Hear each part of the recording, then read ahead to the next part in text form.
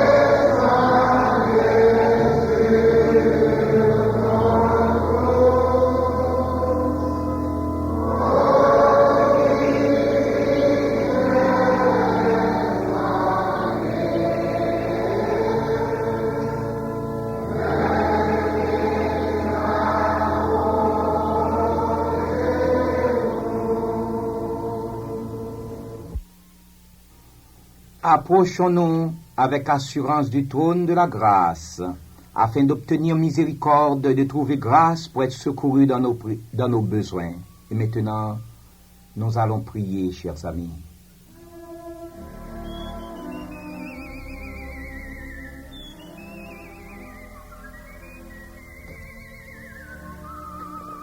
L'Éternel est mon berger, je ne manquerai de rien. Il me fait reposer dans de verts pâturages. Il me dirige près des eaux paisibles. Il restaure mon âme. Il me conduit dans les sentiers de la justice à cause de son nom. Quand je marche dans la vallée de l'ombre de la mort, je ne crains aucun mal, car tu es avec moi. Ta houlette et ton bâton me rassurent. Tu dresses devant moi une table en face de mes adversaires. Tu oins d'huile ma tête et ma coupe déborde. Oui, le bonheur et la grâce m'accompagneront tous les jours de ma vie, et j'habiterai dans la maison de l'Éternel jusqu'à la fin de mes jours. Ô Dieu Tout-Puissant, nous te remercions de ce que tu prends soin de nous chaque jour. Tu es notre providence. Aide-nous à nous montrer reconnaissants vis-à-vis de toi, en consacrant notre vie à ton service et en manifestant un réel amour fraternel dans nos rapports les uns avec les autres. Veille sur nous. Aide-nous à éviter l'avarice, l'avidité du gain, l'amour de l'argent, pour que notre vie dépende de toi seul. Par Jésus-Christ, notre Sauveur, nous te le demandons. Amen.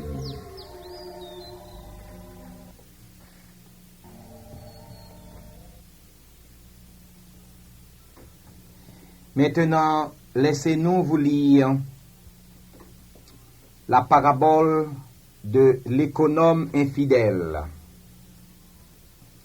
Car aujourd'hui, nous allons vous inviter à vous faire des amis avec de l'argent. Laissez-nous vous lire la parabole de l'économe infidèle.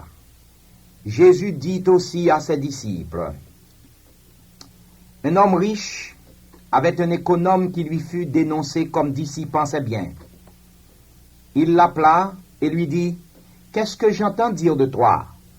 Rends compte de ton administration, car tu ne pourras plus administrer mes biens. L'économe se dit en lui-même: que ferai-je, puisque mon maître m'ôte l'administration de ses biens? Travailler à la terre, je ne le puis. Mendier, j'en ai honte. Je sais ce que je ferai pour qu'il y ait des gens qui me reçoivent dans leur maison quand je serai destitué de mon emploi. Et, faisant venir chacun des débiteurs de son maître, il dit au premier: combien dois-tu à mon maître? 100 mesures d'huile, répondit-il. Et lui dit: prends ton billet, assieds-toi vite et écris 50. Et il dit ensuite à un autre: et toi, combien dois-tu? 100 mesures de blé, répondit-il. Et il lui dit: prends ton billet et écris 80. Le maître loua l'économe infidèle de ce qu'il avait agi prudemment, car les enfants de ce siècle sont plus prudents à l'égard de leurs semblables que ne le sont les enfants de lumière. Et moi je vous dis, faites-vous des amis avec les richesses injustes, pour qu'ils vous reçoivent dans les tabernacles éternels quand elles viendront à vous manquer. Faites-vous des amis avec les richesses injustes, pour qu'ils vous reçoivent dans les tabernacles éternels quand elles viendront à vous manquer. Chers amis, le Seigneur avait raconté la parabole de l'économe infidèle à ses disciples pour leur donner une leçon de morale chrétienne sur le bon emploi de l'argent. Après avoir signalé le moyen que l'économe infidèle a employé pour se garantir contre les temps de disette, le Seigneur ajoute que le maître admira l'astuce de son économe infidèle. Puis le Seigneur fait entendre cette réflexion. Les enfants de ce siècle sont plus judicieux dans leur conduite envers leurs semblables que ne le sont les enfants de lumière. Le Seigneur disait cela afin de stimuler l'obéissance des disciples, pour leur faire prendre en grande considération la leçon de prévoyance qui se dégage de l'attitude de l'économe infidèle à l'égard des débiteurs de son maître. Et afin que les disciples puissent saisir la leçon que le Seigneur voulait leur enseigner, le Seigneur termina la parabole en leur adressant directement cette sage exhortation. Et moi, je vous dis, faites-vous des amis avec des richesses injustes, pour qu'au jour où elles viennent à vous manquer, ils vous reçoivent dans les tabernacles éternels. Chers amis, dans l'état actuel de notre société, l'argent peut être considéré comme un don excellent de Dieu. Cela ne nous autorise pas à nous imaginer que dans le ciel, il y a quelque chose d'analogue à l'argent. À la lumière de la révélation divine, nous pouvons dire que si les hommes avaient conservé leur innocence primitive, ils n'auraient peut-être pas eu besoin d'argent dans leurs relations les uns avec les autres. L'argent constitue une richesse injuste parce que sa nécessité vient de notre endurcissement de cœur et de notre égoïsme. De plus en plus, l'argent se révèle richesse injuste par la façon dont souvent nous le procurons et aussi par la manière injuste dont souvent nous le dépensons. À travers les âges, l'on a vu des poètes et des philosophes se livrer à de purs bavardages en flétrissant l'argent comme le plus grand corrupteur du monde, comme la ruine de la vertu et comme le fléau de la société. Ces gens font erreur. La corruption du monde ne peut pas être mise sur le compte de l'argent. La Bible s'est prononcée là-dessus en disant « L'amour de l'argent est en effet la racine de tous les maux, et il en est qui, pour en avoir été possédés, se sont égarés loin de la foi et se sont engagés eux-mêmes dans de multiples tourments, selon la première lettre de Paul à Timothée au chapitre 6, verset 10. Voilà ce que dit la parole de Dieu. Aussi, la corruption de notre société ne doit-elle pas retomber sur l'argent, mais bien sur ceux qui font usage de l'argent? En soi, l'argent est un instrument très commode pour toute espèce de circonstance dans ce bas monde. Lorsque nous nous en servons avec la sagesse chrétienne, l'argent nous offre la possibilité de faire toutes sortes de bonnes choses. Par exemple, l'argent fait avancer une nation dans la voie de la civilisation. Notre nation, eût-elle eu beaucoup d'argent, aurait été une grande nation, car sur beaucoup de points, nous sommes en avance sur bon nombre d'autres pays dans le monde. L'argent procure le pain à celui qui a faim.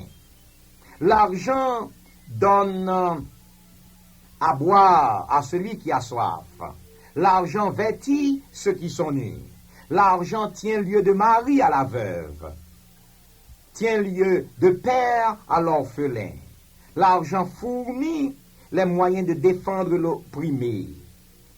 L'argent fournit les moyens de guérir le malade. L'argent fournit le moyen de suppléer aux yeux de l'aveugle. Le moyen aussi de suppléer aux pieds du boiteux. Et l'argent fournit le moyen de pourvoir un lieu de repos aux voyageurs et à l'étranger.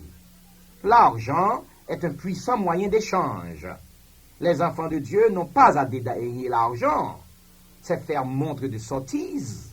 Au contraire, les enfants de Dieu doivent reconnaître l'importance et l'utilité de l'argent et chercher à comprendre comment l'employer pour lui faire produire la plus grande somme possible de biens.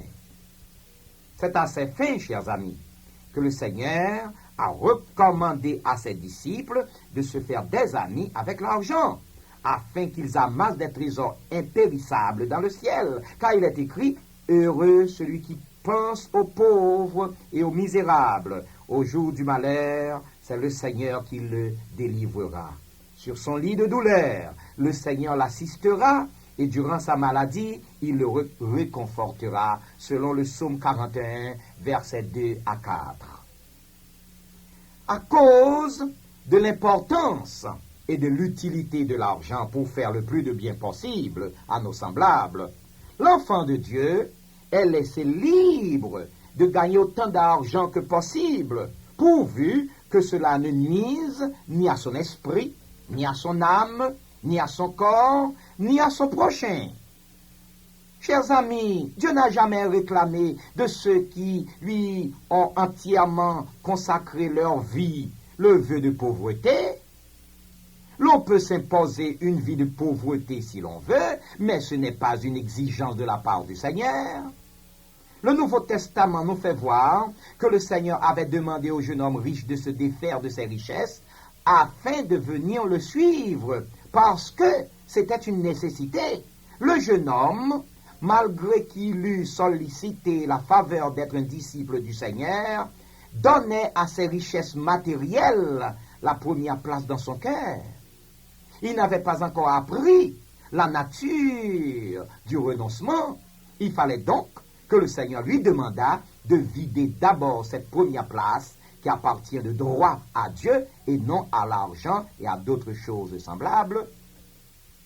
Laissé libre pour gagner autant d'argent que possible, le vrai croyant ne permet jamais que les activités pour de l'argent ruinent sa santé et détruisent sa vie, car il sait que la vie est plus que la nourriture et le corps plus que les vêtements, selon l'Évangile selon saint Matthieu chapitre 6 verset 25. À l'instar des hommes du monde, le vrai croyant ne vend jamais sa conscience pour gagner de l'argent. Il sait, comme Paul l'a dit, que ce qui fait notre gloire, c'est ce témoignage de notre conscience, que nous nous sommes conduits dans le monde avec sainteté et pureté devant Dieu, non point avec une sagesse charnelle, mais avec la grâce de Dieu. Selon la deuxième épître aux Corinthiens, chapitre 1er, verset 12. Le vrai croyant ne compromet jamais la vie éternelle de son âme pour de l'argent. Il a en lui le sens des valeurs. Comme le Seigneur, il dit à toute heure, que sert-il à un homme de gagner le monde entier alors qu'il gâche son âme? Que pourrait en effet donner un homme en échange de son âme? Selon l'Évangile selon saint Marc, chapitre 8, versets 36 et 37. Enfin, le vrai croyant ne cherche jamais à gagner de l'argent en nuisant à son prochain, soit dans ses biens, soit dans son corps. Car sa règle de vie, dans ses rapports avec les autres, est faite de sagesse, selon qu'il est écrit, « Ce que vous voulez que les hommes fassent pour vous, faites-le de même pour eux », selon l'Évangile selon saint Luc, chapitre 6, verset 31. À part ces restrictions que l'enfant de Dieu, le vrai croyant, s'impose volontairement en raison de sa vocation céleste, il se sent libre de gagner autant d'argent que possible par le travail honnête. En effet, le vrai croyant a la bénédiction divine reposée sur lui. La Bible dit qu'il est comme un arbre planté près d'un courant d'eau, qui donne son fruit en sa saison, et dont le feuillage ne se flétrit point. Tout ce qu'il fait lui réussit, selon le psaume 1er, verset 3. Le vrai croyant, par ailleurs, se sent obligé d'employer dans ses activités matérielles tout le bon sens et toute l'intelligence que Dieu lui a donnée. C'est la raison pour laquelle l'Ecclésiaste dit « Tout ce que ta main trouve à faire, avec ta force, fais-le ». Ecclésiaste 9, verset 10. Dans ces conditions, chers amis, ce n'est pas étonnant que le croyant devienne riche. Ses richesses sont légitimes et il n'a qu'à en rendre grâce à Dieu. Ainsi, nous pouvons dire que non seulement Dieu laisse ses enfants libres de gagner autant d'argent que possible, mais il les bénit même afin qu'ils deviennent riches. Chers amis, Dieu, en bénissant ses enfants afin qu'ils deviennent riches, les met cependant en garde contre l'égoïsme et l'avarice. C'est pourquoi, racontant la parabole de l'économe infidèle à ses disciples, le Seigneur souligne le fait que l'homme riche, au lieu de blâmer l'économe infidèle qu'il a lésé, en appelant les débiteurs l'un après l'autre pour les libérer d'une partie de leurs dettes, au contraire, l'a loué de ce qu'il a agi prudemment. C'est que le soulagement qu'il a apporté aux débiteurs a plu au maître qui voulait faire un bon usage de ses richesses injustes.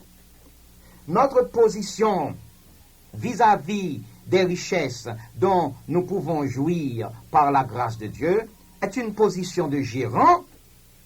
Nous ne sommes pas les propriétaires de l'argent que nous administrons ou que nous recevons. C'est la propriété de Dieu.